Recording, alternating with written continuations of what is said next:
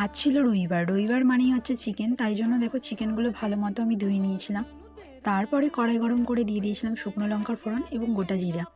তারপরে অ্যাড করে দিয়েছিলাম কুচি রাখা পেঁয়াজ। তো পেঁয়াজটা ভালো করে লাল লাল হয়ে আসলে এখানে দিয়ে দেবো মশলা।